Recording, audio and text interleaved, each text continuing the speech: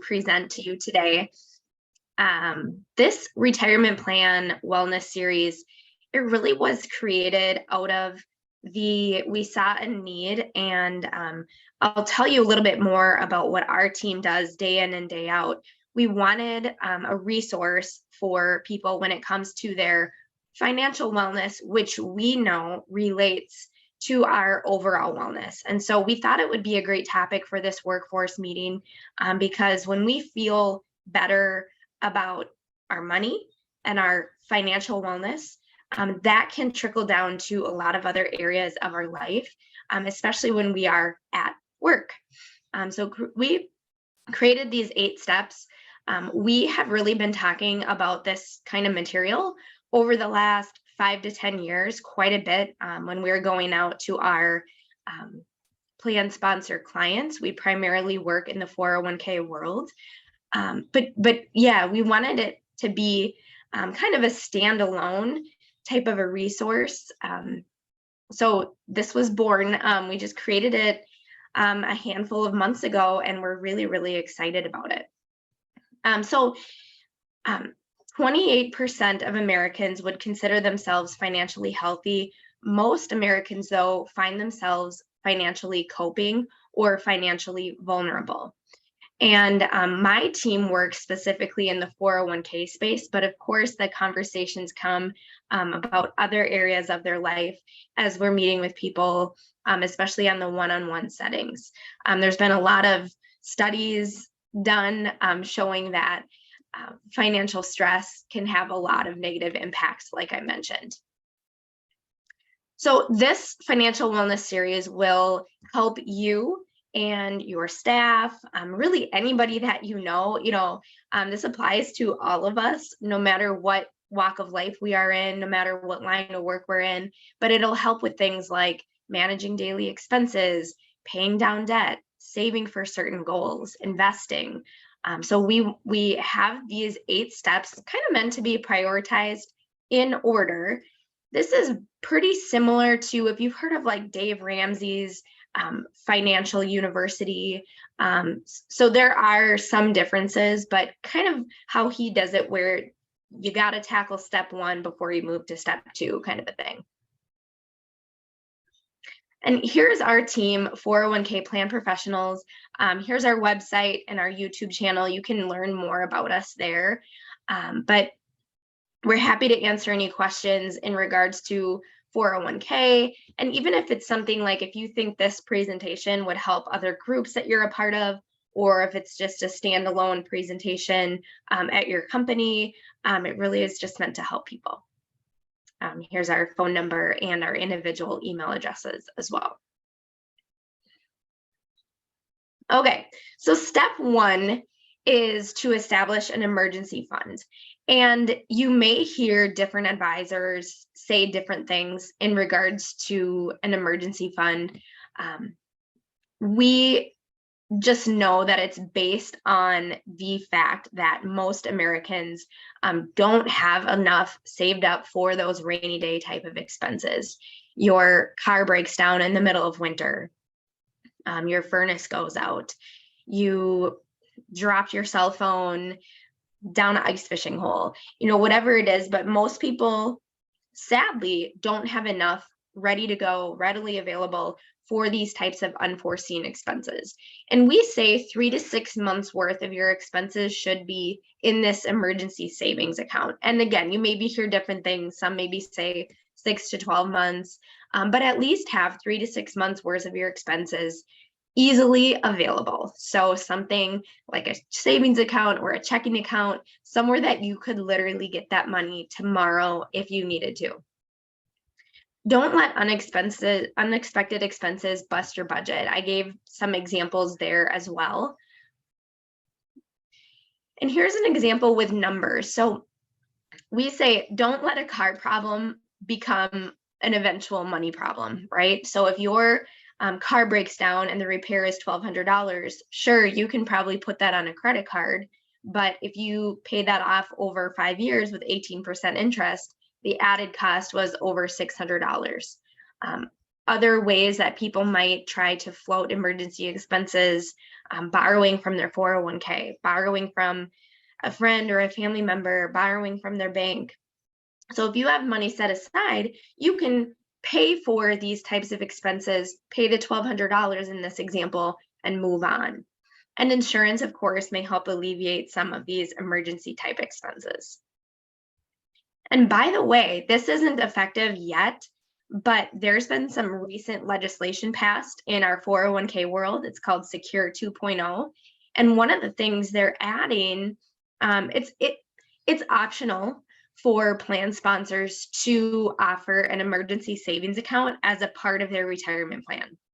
So maximum of $2,500, but money could be set aside in this emergency savings account with after-tax dollars invested very conservatively.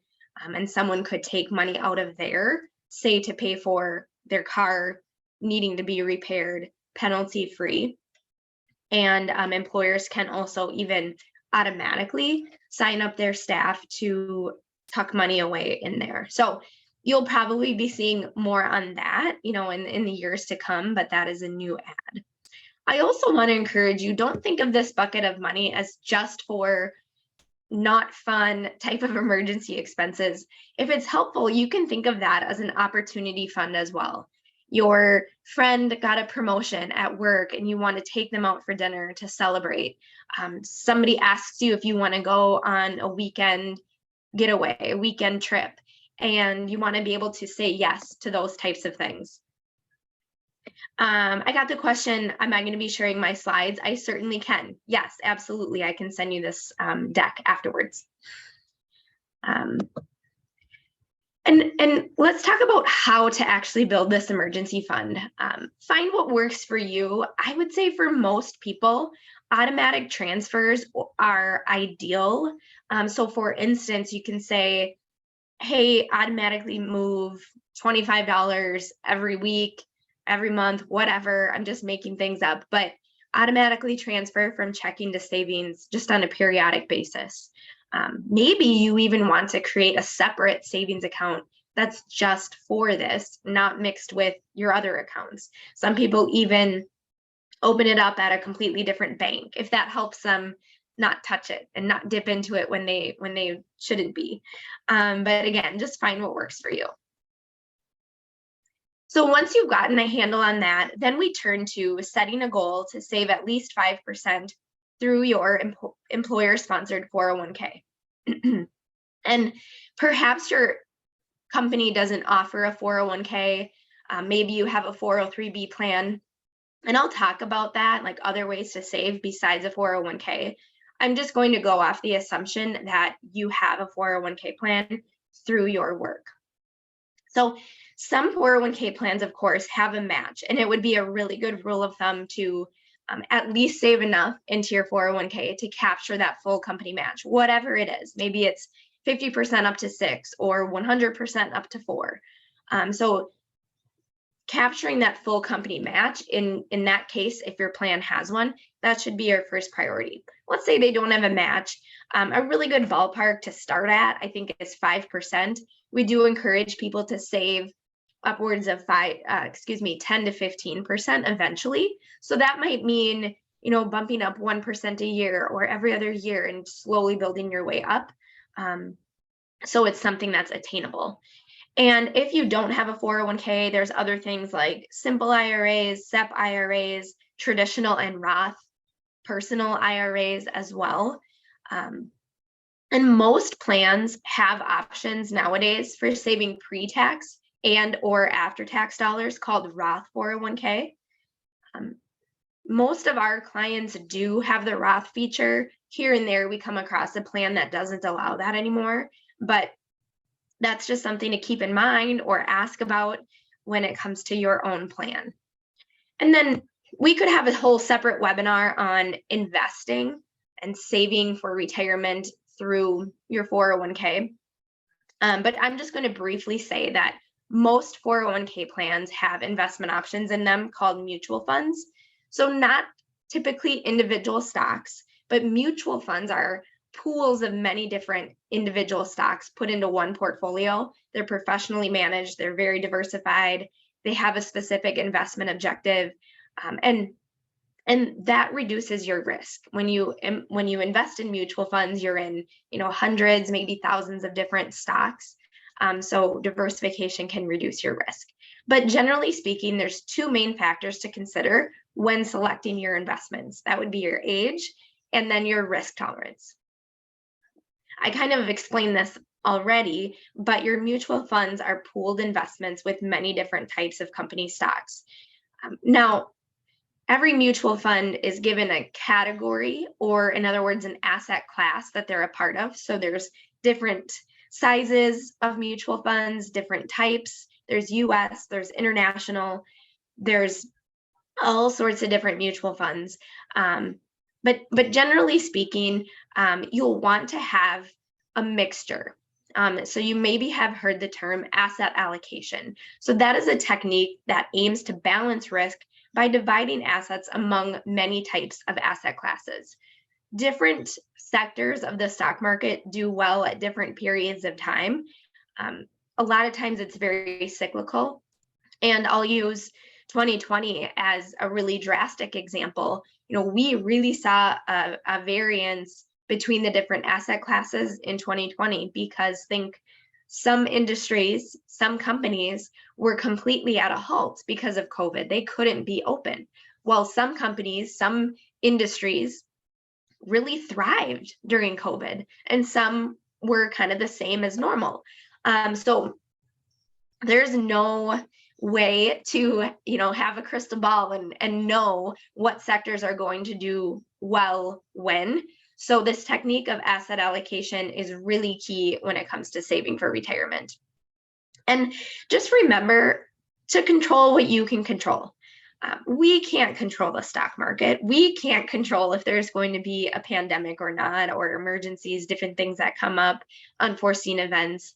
But we can control our own savings rate, our consistency, being disciplined for doing it, assessing our financial situation, and investing consistently over time. And that's our wheelhouse, by the way, is that 401k area. So we work with over 100 different companies specifically with their 401k or their 403b plan. So again, I could go on and on about that step. Number 3 would be developing your understanding of credit. Now, when it comes to credit, I really feel like it depends on the individual. For some, it can be a very valuable tool. You need credit in order to get credit. But some, it does get them in trouble, and it can kind of be a slippery slope.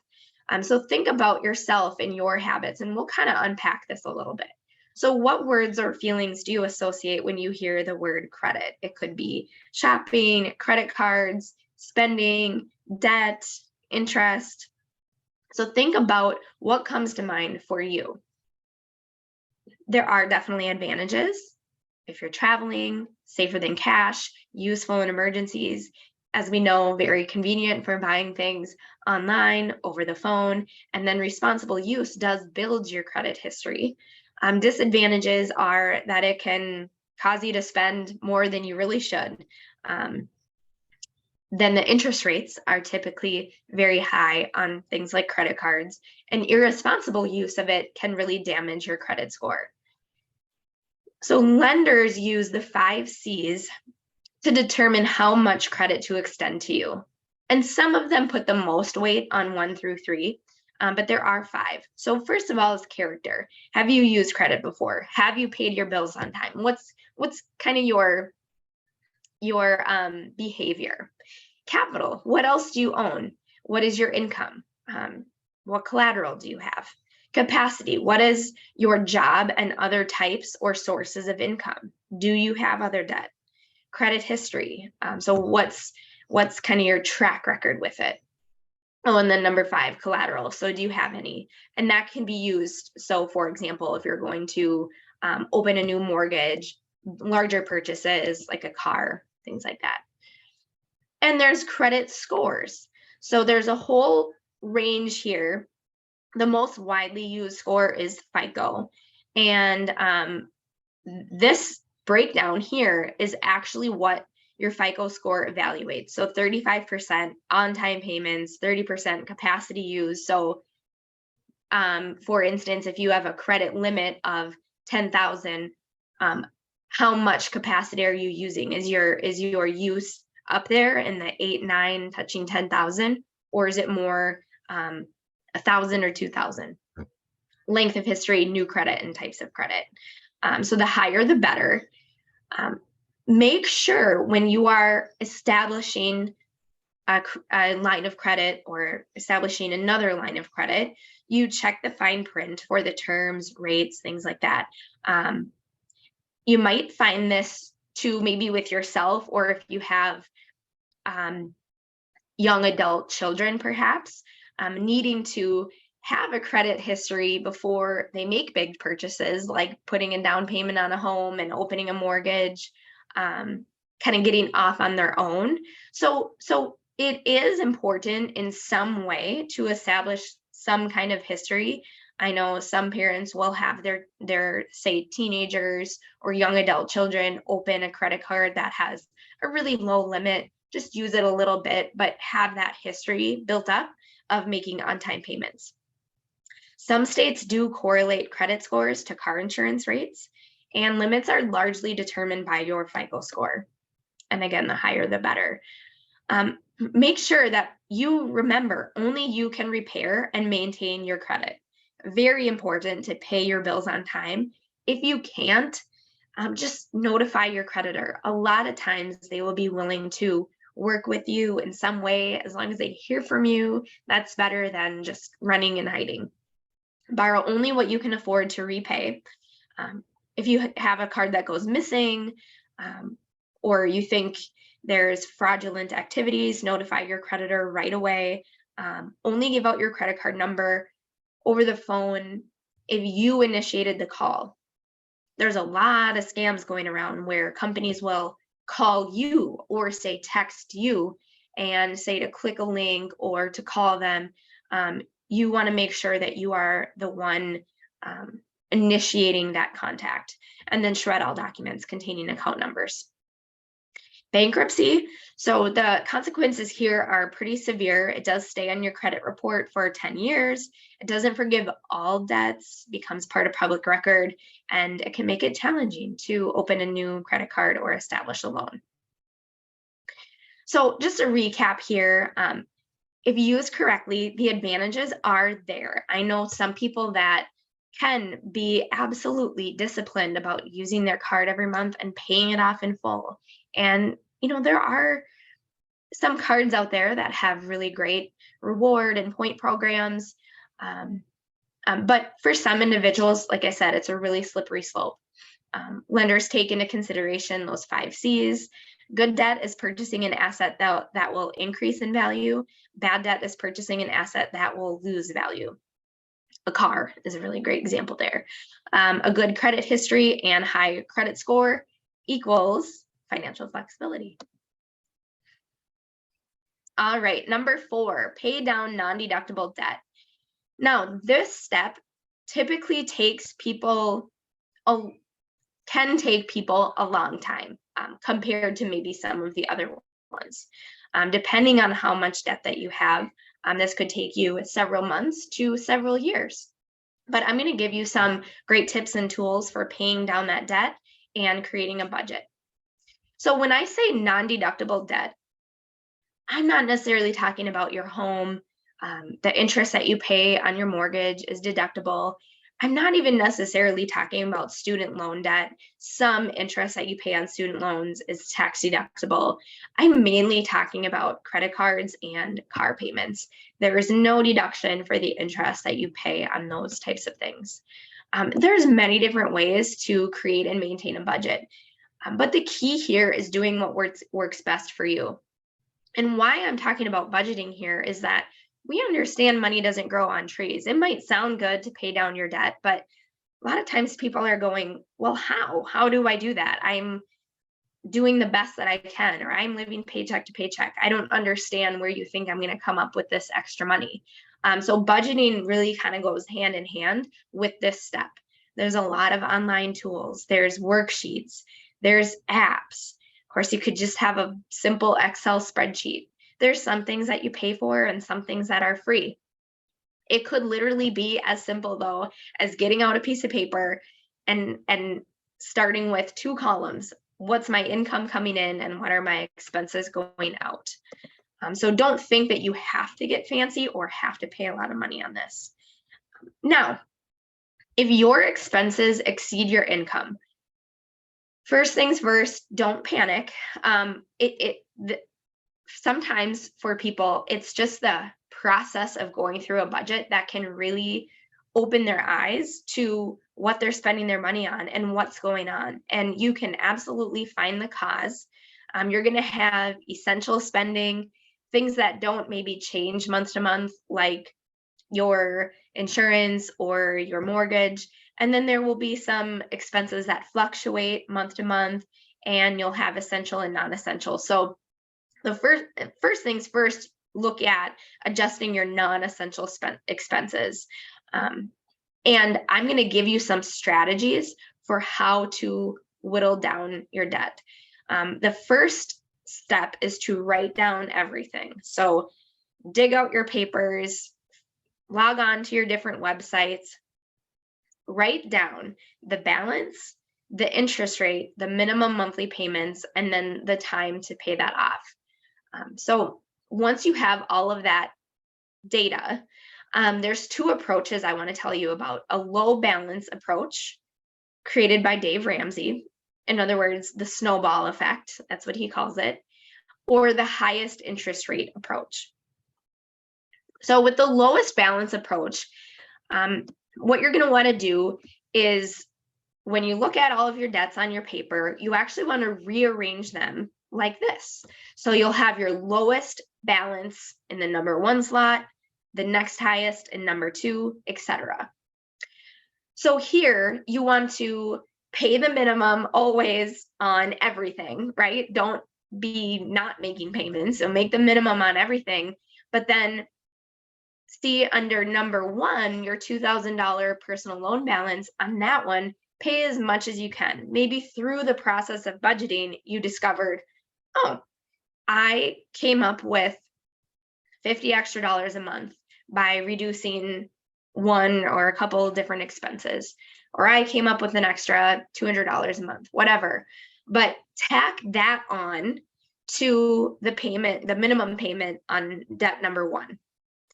Then when debt number 1 is all taken care of, then take all that you were paying on number 1 and apply that on top of your minimum payment on number 2.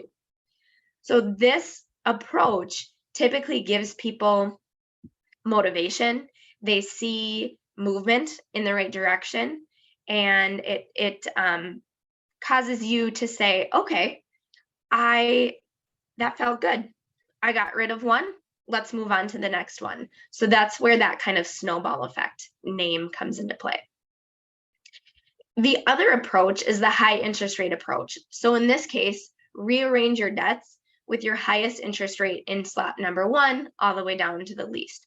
The thought here is if I'm going to be paying interest to these different creditors, I might as well get rid of the highest one first. So again, pay the minimum payment on everything and then tack on as much as you can on the highest interest rate. So in this case, it's the credit card that has nearly a 25% interest rate. So there's no, I would say, right or wrong.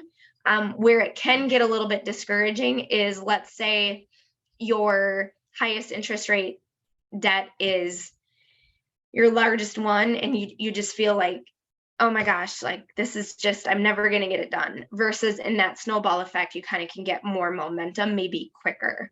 And there are services out there to help if you're in trouble with having a lot of debt, and you're wanting more professional help in that arena. Now, you maybe have heard the terms good debt versus bad debt. I mentioned that a little bit earlier too, but good debt would be something that would increase in value over time, like a long-term benefit to the consumer. Bad debt would be things like the cars, vacations, food, things that are not going to increase in value at all. And again, kind of looking at the credit scores, here's just kind of a range of what's poor to exceptional. And you can kind of see where you fall. Okay, so debt distress. Let's say you feel like you're just overwhelmed, you're in trouble, you're using credit card cash advances, you are overdrafting, you're dipping into savings to pay your bills, you're playing that game of using one credit card to pay another. Again, there are professional services out there. You can certainly ask me too, and I can point you in the right direction. Okay, so once you've gotten a handle on that, then step 5 is to max out your health savings account if you're covered by a high deductible health insurance plan. And this may not apply to everybody. I know not everybody is enrolled in a high deductible health insurance plan, but this is such a nice way to save money. There's triple tax savings on HSAs, so I would just be remiss if I didn't talk about this and include it in the 8 steps. So a health savings account is a way to save for current and future medical expenses. And as long as you, or say you're on a family account and your spouse is covered by a high deductible health insurance plan, you can contribute to an HSA. They almost act like secondary 401k plans because after age 65, you can use money from your HSA on anything. You could go on vacation with it. You just have to pay regular income taxes if you use it on non-medical after age 65. So since we know we're going to have medical expenses in retirement, in addition to other types of investments, it's just a really great thing to take advantage of. So the thought here is if you're on a high deductible health insurance plan, your deductible, obviously, hence the name, is higher, but your monthly premiums are lower. So therefore, that extra that you would have spent on deductibles, you can think, okay, I'm going to tuck that into my HSA. And some employers put money into their employees' HSAs as well. I've seen a lot of different arrangements. Some put nothing in, some have a flat amount, some incentivize their staff for doing different different wellness things. But anyway, this money can be tucked into an HSA account. Optum Financial is a really common one in Minnesota. There's a lot of different ones out there. Some employers have their HSA accounts through, say, a local bank, but it's a savings account, and there are limits to what you can put in. I have the 2022 limits here, sorry, but if you're on a single high deductible health insurance plan, I think it's $3,750 for this year, and then I think $7,500 for a family plan this year. And those limits, by the way, those include your own dollars and if your employer puts money in. So just keep that in mind. And then once you're over age 55, you can put in a little bit more. Here's the best part about them: triple tax savings. There's nothing else that has triple tax savings. So number one, the contributions you make into your HSA can be made on a pre-tax basis, lowering your income today. You can invest your HSA money in different mutual funds. Typically, if you have $2,000 or $2,500 in there, beyond that, you can invest that in different mutual funds, and you can earn money tax-free, and you can take the money out tax-free to pay for qualified medical expenses. Triple tax savings, just remember that. Here's just an example. If your HSA is at Optum, you have a portal, you can see your balance, you can invest. So over on the left-hand side where it says investments, it depends on your plan or your product as far as what mutual funds are available to you. I have seen some that have 40, 50 different investment options, different model portfolios, actually very similar to the 401k, just different mutual funds in different asset categories. I want to mention this because I think the biggest misconception with HSA money is that it has to sit in cash. Some of it does. Again, most will require $2,000, $2,500 to sit in cash always, just readily available. But typically beyond that, you can invest. So it might take a little digging and research, or maybe asking some questions on your part, but it's really great, because if this is money you're not going to be using, say, for a long time, and maybe you are using it with current medical expenses, that's fine too. But if it's compounding, this is not a use it or lose it. This money will grow with you year to year, whether you use it or not. So again, that's why it's kind of acting like a secondary 401k account. Once you've taken care of that, and again, maybe the HSA piece doesn't apply to you, but step 6 is increasing your 401k contribution until you reach that 10 to 15%. So this is really when we want you to shift focus back to your 401k and say, okay, I'm in it, I'm doing it, I'm getting the match. That's great, but I've taken care of everything else. Now I really want to up my 401k contributions and take advantage of that. So most people in our experience do really well with committing to small increases every year. And some 401k providers will even let you key that in. So for instance, you could say, hey, I'm at 5% right now, increase me 1% a year until I hit 15. And you can automate that process, which is great. So you don't have to remember to do it. A lot of times 1%, especially pre-tax, especially if it's automated, a lot of times people don't even notice. Or aligning an increase with, say, if you got a raise, that's a really great time to do it as well, because you were living without that money anyway. But if you are someone that has stayed stagnant with your retirement savings, I do really encourage you to look at this, as long as you've taken care of those other financial wellness steps. It's just incredible what can happen with consistency over time, over the years, with increasing and, of course, compound interest as well. And small amounts can add up. This is something we talk to a lot with 401k participants. Not saying don't do anything fun, don't go out for lunch, don't buy coffee, don't go on trips, but just pay your future self first. You will be so glad years from now that you took care of this piece and you made an effort to be disciplined with your savings. $2 a couple times a week at a vending machine over the course of 30 years, if you would have invested it, over $16,000. You can see a latte a couple times a week, going out for lunch a couple times a week, and even just little things like that, the numbers are very staggering. I had mentioned this. If there's a time of year where you get a raise, fantastic time to increase your 401k contribution. I know some organizations, every, say, April, one of them does a cost of living adjustment. Or let's say you just personally like to do it every January when you're thinking about tax stuff, or every September because that was your anniversary into the 401k plan. Just whatever system that you can come up with. This, I could go on and on, but the time value of money is so powerful. Even if you don't think you can save that much right now for retirement, just get started, just do something, because the earlier you start, the easier it's going to be on you, the less you have to actually put in on your own, because you get that compound interest working for you, and you've started kind of solidifying that habit. And this chart is just showing the difference of starting to invest at age 22 versus 32. This one is really fascinating as well.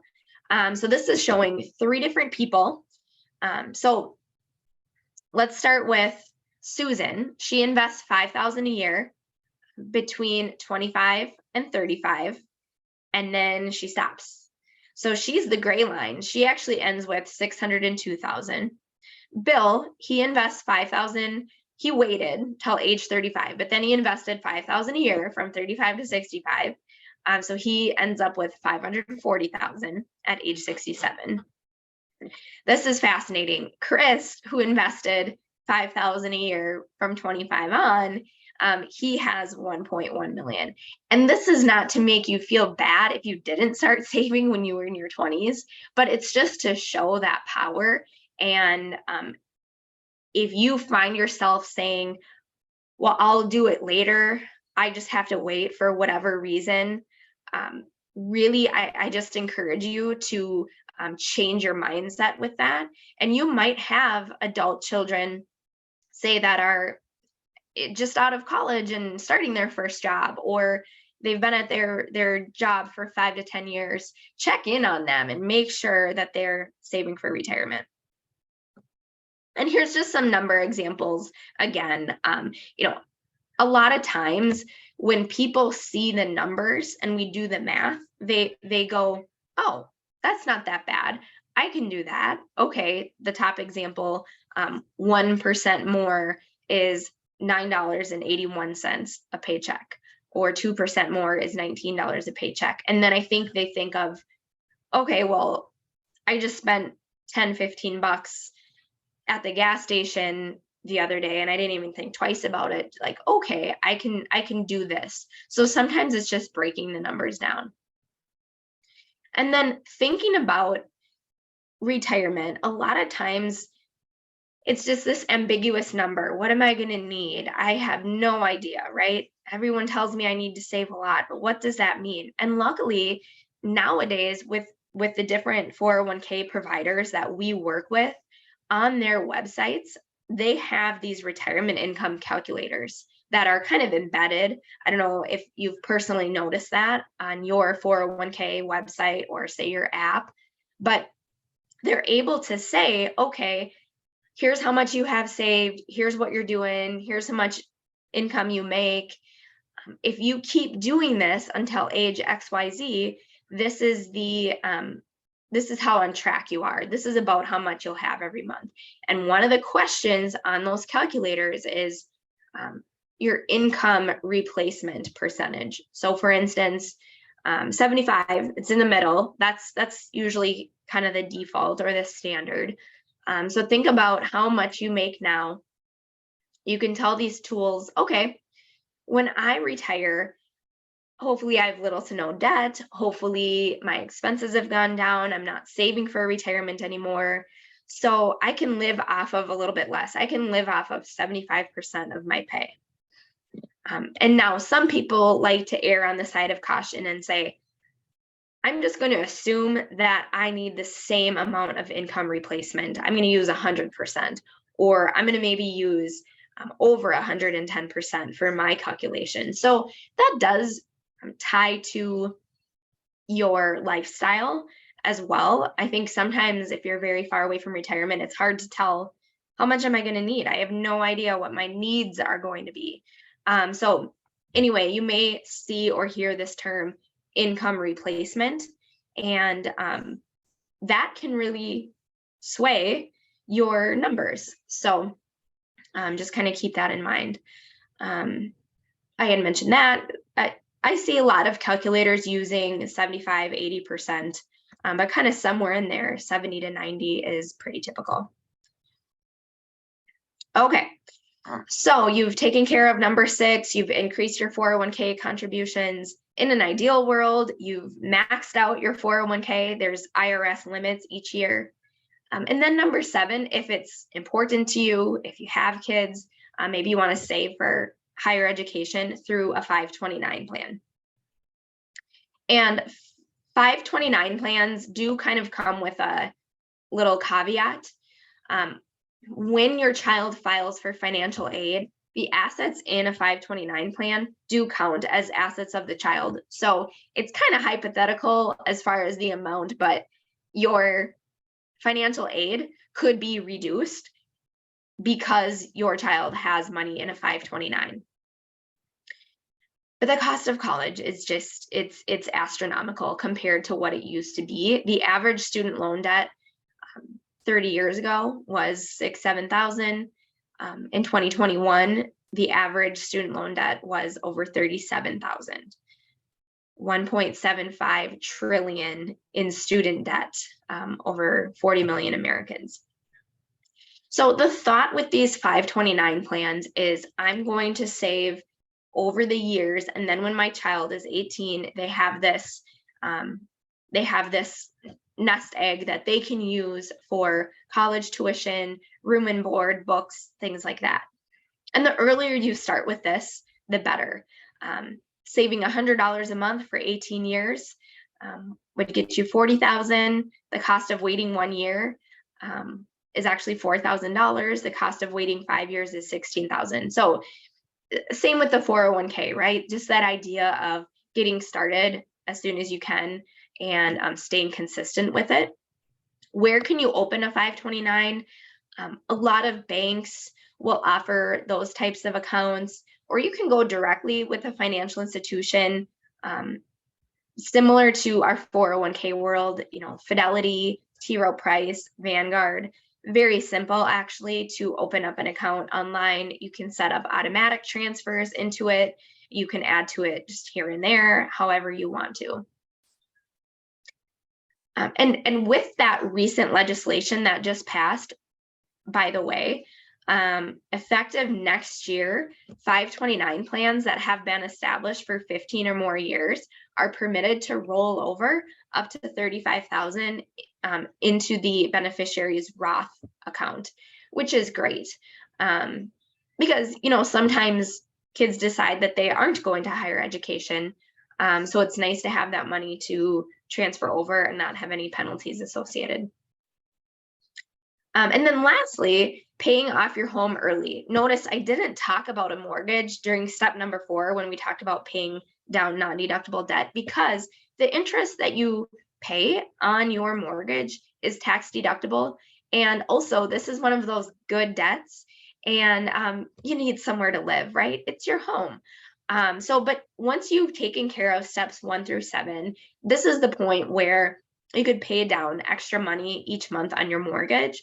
Also could look into refinancing to get a lower interest rate, especially when interest rates were rock bottom, last year, the year prior. I know a lot of people did refinance their mortgages. Some advisors or financial professionals will say, don't pay it off early because you can invest that money. But there's no guarantees with the stock market. And also we just feel debt can weigh you down. So if you do get rid of it, that kind of opens up your possibilities and your financial flexibility. Okay. So just covered a lot. I hope it was helpful in some way. I will have Elisa send out this deck, and feel free to pass it on to anyone you know, family, friends, coworkers. If you do work, I think it fits really nicely in with the retirement conversation and the 401k conversation. So maybe human resources folks, anyone that deals with the 401k, I think would like this as well. Okay, are there any questions?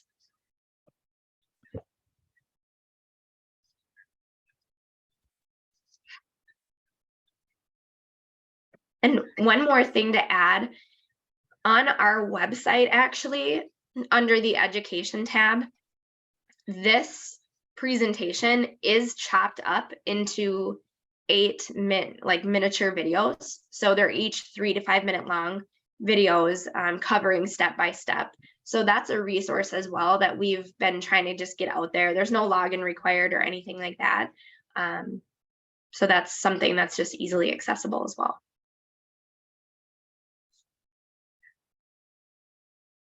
Okay, any questions? I'm not seeing any in the chat. Okay. There was lots of great information today. So as you mentioned, I can certainly send this information out to everybody. Our session was recorded today, so the link will be available as well, and it'll be on our website under events. So I want to thank everybody for coming today that was able to make it. And just a reminder to everyone to keep a lookout for upcoming information for our workforce development. webinars. And special thanks again to Jenna from 401k Plan Professionals for your presentation today. Yes, absolutely. Thanks for having me. Just let me know if I can help in any way. All right. Bye, everybody. Bye, everyone.